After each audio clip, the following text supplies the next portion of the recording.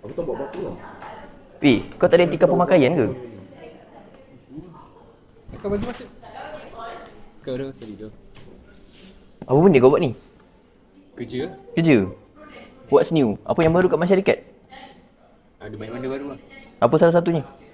Nampak kau tak buat kerja. Orang belajar study balik. Kau buat kerja nak main game? Tengah buat kerja kan? Kerja apa kat GPT ni? Kerja kan? GPT guna otak kau lah. Daripada pagi sampai petang benda sama je yang kau buat Atau nak buat apa lagi? Buat kerja ni. Kita ada payroll, ada leave, ada claim. Semua automatik tau dalam ni. Kau punya gaji tu, sekelip mata je aku settlekan. Takkan benda macam ni pun tak boleh buat. Badan berisi, pergi sukan boleh petang ni. Jangan cek main game aja.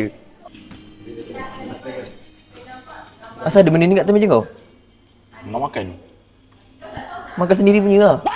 Tak boleh makan. Kau cakap apa dengan team leader kau? Kutuk aku. Kau ingat leader kau tu bagus sangat ke? Tak pun. Aku ni lagi tinggi tau pada leader kau. Sambung kerja. Dilarang ada makanan di atas meja. Nak kurang sama lah dengan muka kau. Lemak. Pengurusan HR bukan lagi kerja manual.